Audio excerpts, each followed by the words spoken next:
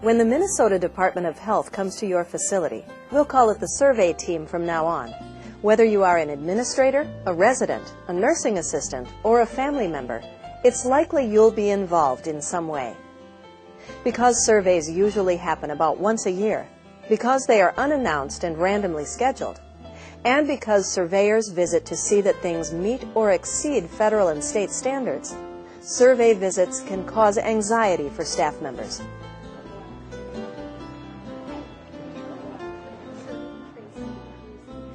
But in the next few minutes, we're going to try and take some of the mystery and anxiety out of the survey process by giving you a quick overview of a survey and by showing you how good, respectful, two-way communication can help things go more smoothly for everyone. We're all in the business for the same reason, and that's to provide high-quality care to the residents. And we do realize that when we do enter, it can be stressful for the employees and the staff. And we really don't want to have an adversarial position. We really would like an open, two-way communication process going. And we really try to put people at ease the best way that we can. I think that's so important that the administrator sets that tone as well. I think we need to be open to their questions, open to their dialogue in terms of the things that they need to ask. And I think we have to be comfortable with that. What I say to the staff is that if we're following regulations and procedure every day, that it's just like any other day that we come to work. It's just there's some additional people in the building. The survey team is about to begin the first part of the survey, and this would be a good time for us to take a look at the guidelines for the survey process. First of all, you should know that nursing home standards are federal standards established by Congress in 1987 and updated regularly. The federal government contracts with the Minnesota Department of Health to conduct surveys. Surveys are done to make sure residents are getting the care they need. Some of the survey tasks take place even before the team arrives. Prior to our visit, when we enter the facility, we do contact the Ombudsman's office, and we do question or ask if there's any concerns that they have on the facility or any complaints that had come in. And our office, what we do is try to gather up the information, some maybe systemic things we've been working on through the year, some other maybe individual issues. We'll gather those up, we'll kind of put them together, and when we know that the survey team is going to be going out, they'll contact us or we'll contact them. Someone on the team also contacts the Office of Health Facility Complaints and reviews quality indicator reports and other data. The entrance conference introduces the survey team to the administrator and director of nursing and is also a briefing on the survey process. Signs are posted to let staff and visitors know that a survey is underway.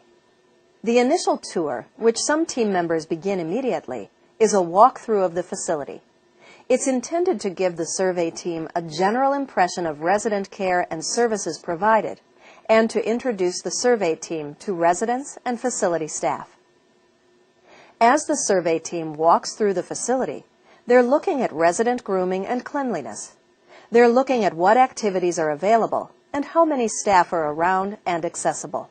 When we initially meet the resident, we, again, we'll start with a greeting, introduce ourselves, and explain the purpose of our visit, and try to establish a little bit of a rapport with the resident and kind of see how things are going from their perspective.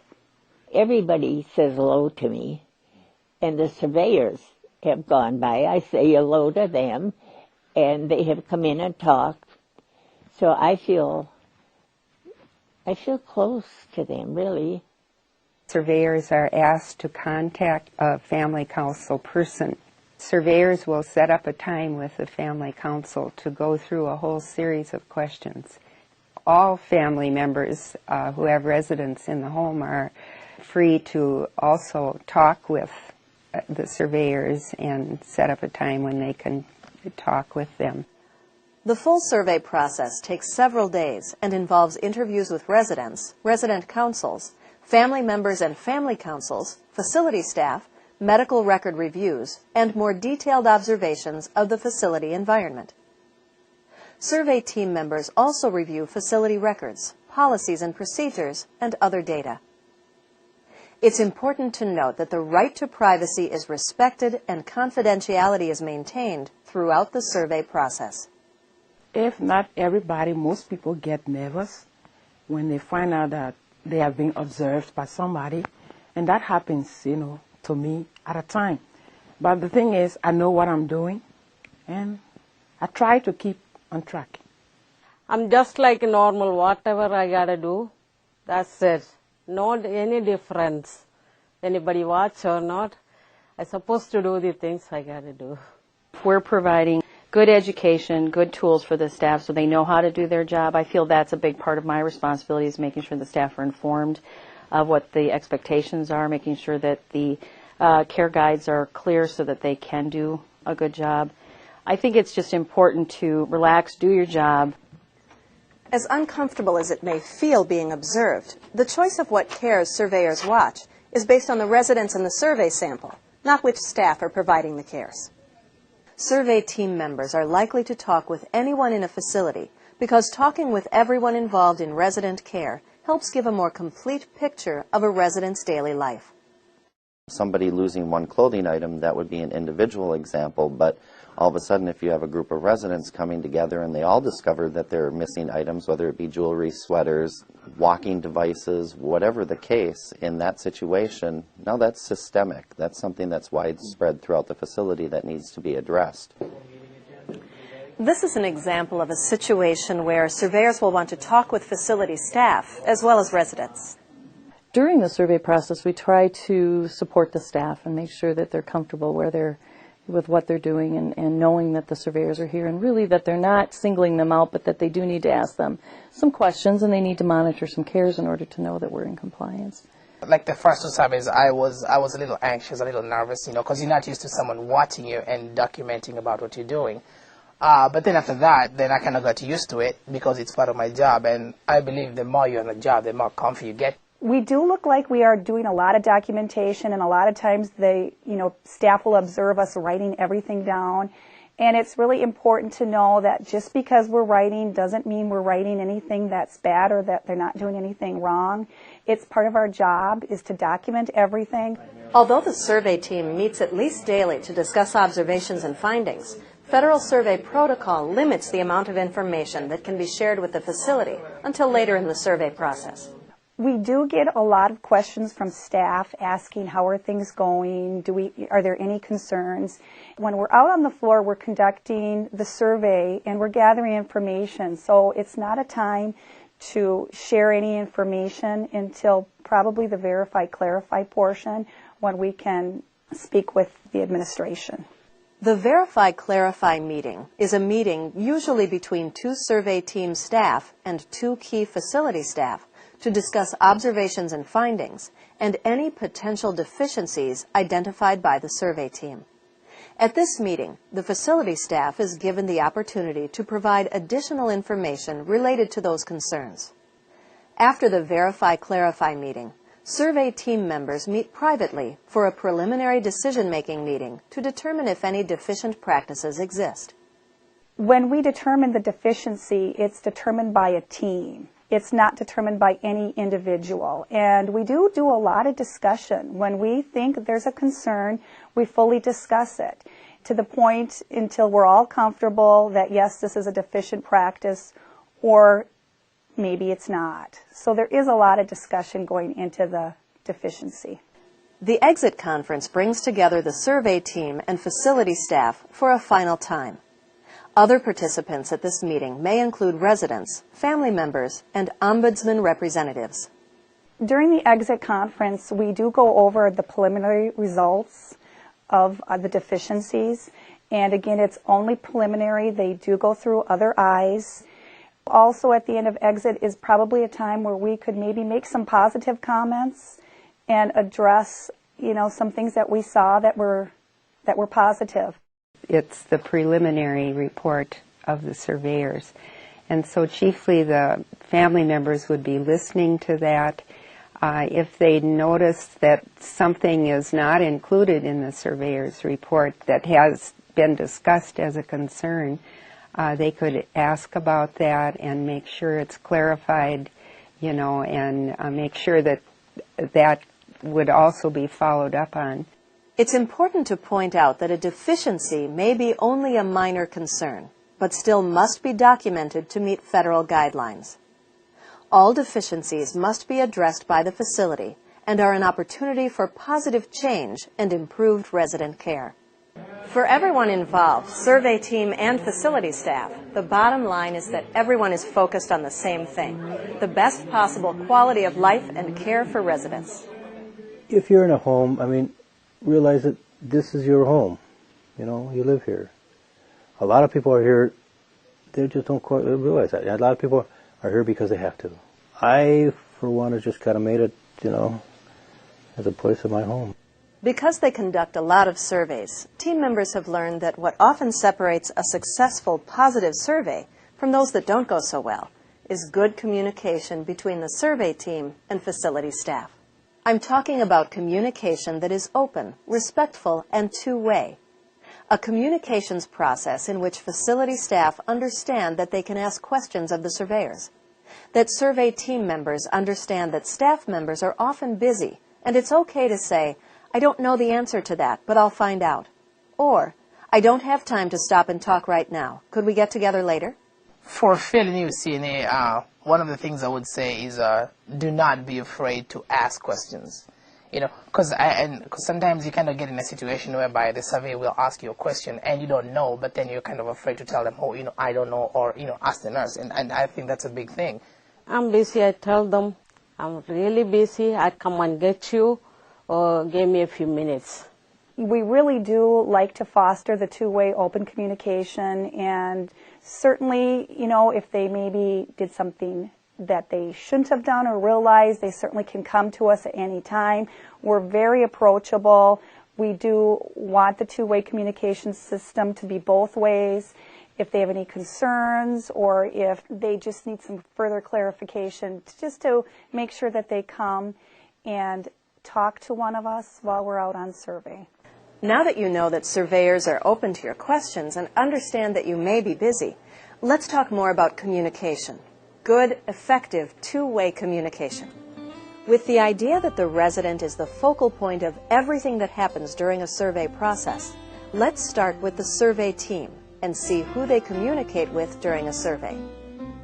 As we mentioned previously, after the receptionist, the first staff members that the survey team talks to are usually the facility administrator and the director of nursing. Surveyors will also talk with most of the staff involved in day-to-day cares during their visit. But there are other important people in this picture who are also concerned with the well-being of each resident. These interested parties may include family and resident council members, the medical director, and ombudsman representatives. We see ourselves as part of the team, the facility team, the health department, the ombudsman's office, the family, the residents, because it is all about the residents. Throughout the survey, there are numerous interactions among these interested parties. Looks complicated, doesn't it? And it is, until you remember that effective communication is always one-to-one. Think about it. Even in a group or when you're watching television, successful communicators establish a one-to-one connection. And it's important to remember that what you say is only a small part of what you communicate. For example, if I say, "Hello, it's great to see you," but I'm standing like this, do you get the message that I'm really happy to encounter you? In any face-to-face conversation, our eye contact, our facial expression, our body and arm movements, and even the way we place our legs is speaking volumes. Let's look at a couple of examples of body language in action. Even though we can't hear what they're saying, it's likely that there is good communication going on here. You can see frequent eye contact, and the two people are facing each other and relaxed. It's likely the surveyor is getting the information she needs, and that the facility staff member feels relaxed. I'd like to see the medical record on Edna Johnson. Okay, I know her chart is very large. Can you tell me specifically what you're looking for? Well, I'm really interested in seeing what treatment she's getting for her skin condition. Okay, let me help you find that because she recently saw a specialist. Okay. Well, as you can see, the verbal communication here matches the body language. Okay, here's another situation. Again, even though we can't hear what's being said, what's your first impression about the communication, or lack of it, taking place here? The point is, it doesn't take much to obstruct good communication, and body language is a big part of what we are conveying to another person. Two-way communication also comes to a halt when one or both people in a conversation aren't fully listening. If, for example, a surveyor asks, "How long have you worked on this unit?" and a nursing assistant is thinking, "Uh-oh, he or she thinks I'm not qualified," communication has just broken down. Most people who work in long-term care facilities are there because, in addition to making a living, they feel as though they are making a difference. It stands to reason, then, that they would be caring people and good listeners. Listening is a skill. Just as some people are better speakers than others, some are better listeners. And all of us can become better listeners by practicing what's called active or reflective listening. The first requirement for this kind of listening is being genuinely interested in understanding what the other person is trying to communicate. An active or reflective listener also gives feedback to the other person before responding to make sure the message is clear. So if an active listener is asked, "How long have you worked here?" he or she might ask in return, "Do you mean in this unit specifically or in the nursing home?" It's also okay to give additional information if you don't think the surveyor asked the right question to get the right information about a particular situation. And a surveyor may ask follow-up questions if he or she wants to clarify a point. We do ask a lot of questions because we're trying to get some information, and sometimes we may need to rephrase the question in a different way. We want to make sure that the staff member understands. We're trying to clarify issues, and we understand with the multitude of staff in the facility, everybody has a different knowledge base, and so they all come from a different angle. And so we're trying to incorporate all that information. So we do ask a lot of questions. In addition to being an active listener, you can also be an active participant if you have concerns you think should be raised. Let's take a minute to review what you now know about a survey visit and why successful communication between all the parties involved is so important. First, you know that the Minnesota Department of Health conducts unannounced surveys, and that surveys are done to make sure the residents are getting the care they need. You know that during a visit, survey team members may talk with anyone involved in resident care, and that they take a lot of notes because documenting is a necessary part of their job. Remember that survey team members understand that being observed may make you nervous, but would like you to remember that the choice of what cares they watch is based on the residents in the survey sample, not which staff are providing the cares. Keep in mind that what you're communicating includes a lot more than what you say. As you saw from the examples in this video, good two-way communications is important to a successful survey, and that includes facility staff and surveyors asking questions so they understand each other. Active listening helps you and the surveyors make sure you have a mutual understanding. And if you remember one thing from this video, remember that everyone involved in the survey process has a responsibility for assuring that interaction during the survey is open, honest, and respectful. And finally, on behalf of the state of Minnesota and all the people involved in making this video, I want to thank you for the work you do on a day-to-day basis to improve life for the residents you care for and care about.